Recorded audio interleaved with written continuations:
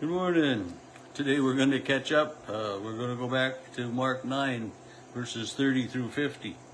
And, verse 30 starts with Jesus went from there, passed through Galilee, and he was teaching his disciples about that, he was going to be betrayed and killed and he would rise again. And they didn't understand that. And on Saturday when I did this, I flipped the page and I flipped 2 pages and got right into the chapter 10 where Jesus was again telling his disciples that.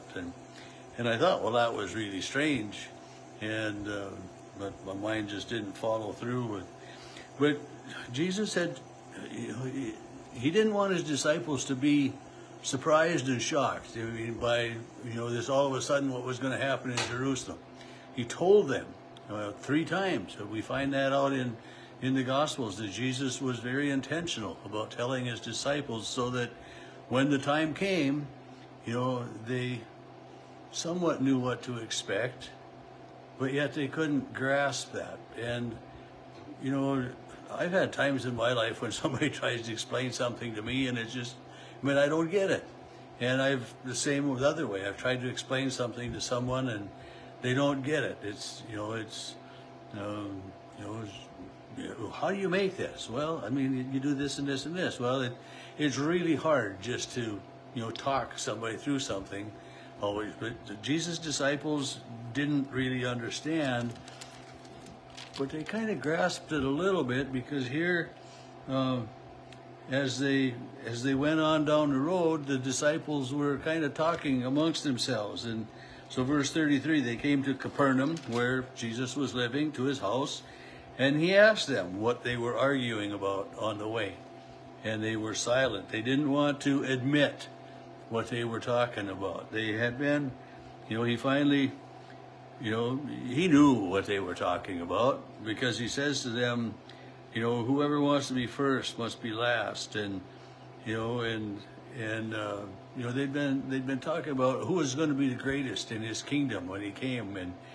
And it's, it's one of those things that, we need to understand that we're all in this together, and that there isn't any one of us that in God's eyes is any more important or less important than the other. And when we, to think that we're better than so-and-so because we didn't do this or this or this, well, at least I haven't done that, we say, but that really doesn't matter. We're all the same in God's eyes. And Jesus, it says in verse 36, he takes a little child and puts it among them. And then, taking it in his arms, says, whoever welcomes such a one in my name welcomes me. And I've heard stories, and I know it happens, that, a visitor comes to church and sits in somebody's pew, and rather than be excited and welcome them, it's, who are you? And, in our small communities, we pretty much know everybody. There are, some people might come from another community once in a while, but, pretty much we know who's in our midst. But, especially in some of our larger communities, it's not always that way. And we can find out that people aren't always as welcoming as we would hope. And sometimes, I just read a deal this morning that, it's in the daily devotion in our daily bread, a person who hadn't been to church for quite some time came, and someone there scolded him, and, well, you think he really wanted to come back? But Jesus is saying we need to be welcoming. And I know that, sometimes, especially for parents, as a parent, our kids bother us a lot more at worship than they bother anybody else, for a general rule.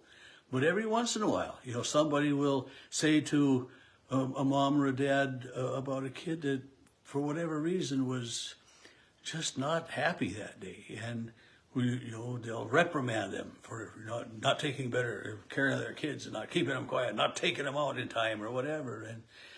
And Jesus said, welcome them. it's always been my position that, to bring children to worship, rather than say, well, I'm not going to bring my kids to worship until they can sit still for an hour. Well, I mean, kids aren't made to sit still for an hour. They're made to be moving and shaking and exploring and, and investigating. And so at worship, we'll have, bags of things for them to do, coloring books and crayons or things to read and to have a children's message. So it's a special time for them. So it's something for them to look forward to, to be welcoming, to be open, to be inviting, to invite them to come. And this is one of the most important things that we can do, is to welcome and embrace them as they come. Not just kids, but anybody and everybody. The next thing that happens here is that, John says, we saw somebody casting out demons in your name, and we tried to stop him because he's not one of us. Well, there are a lot of different denominations in the world. There are a lot of different pastors in the world. There are, and each person has somewhat of a different idea. And so, for us as a church body to say that another church body is doing something wrong, or, we're the only ones that are right and nobody else is, to put restrictions on people that way. And Jesus said, whoever is for us is not against us. I mean, I don't have any problem with, if somebody wants to go to another church, that's fine. More power to them. It's, I don't have the corner on the market. I shouldn't say me. Lutherans don't have the corner on the market, and nor does any other denomination. Jesus says, whoever is for us is not against us.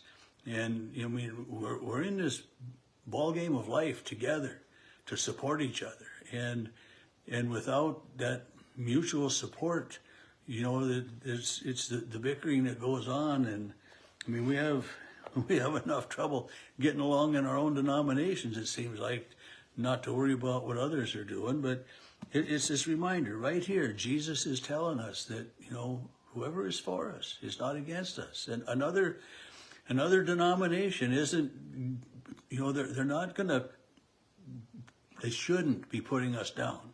We're working together for the good of all people, for their salvation. And that's what we need to do. And that's, Jesus says, verse 42, if you put a stumbling block before one of these little ones who believe in me, it'd be better if a great millstone was thrown around your neck and you were thrown into the sea.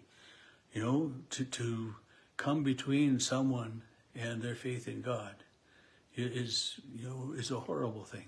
And that's, one of the things that we really need to be aware of, that we don't say something to someone. Someone comes to church for the first time in 10 years. We don't want to greet them with, well, the church, the ceiling, the roof's going to cave in, you're here. No, that's, be welcoming, be supportive, and go from that aspect of things. And, Jesus welcomed each and every one, and he went out of his way. He made a journey all the way up to Tyre and Sidon and encountered a Gentile woman and healed her daughter. This Sunday's text, I'm not going to talk much about it, but it's the Samaritan woman at the well. And Jesus went there, and he spent time with that whole village, but he went there for her. And he went to the cross for you, for me. And that's such an important thing to remember, that, each and every one of us has battles, has battles we're fighting, and we need to be together, and we need to be marching in the army of God. We need to, it's this onward Christian soldiers, and we don't, we're not supposed to sing that anymore because it's, warfare, and it's maybe not quite politically correct or something that way, but we are soldiers of Christ marching against the evil of the world, and we need to be united in our front, and we don't need to cut down someone else that is doing God's work. And this is one of the things that Jesus is saying. Don't put yourself above anybody else. Welcome others into worship. Welcome others into the family of God, and encourage them. encourage them to the very best part we can be.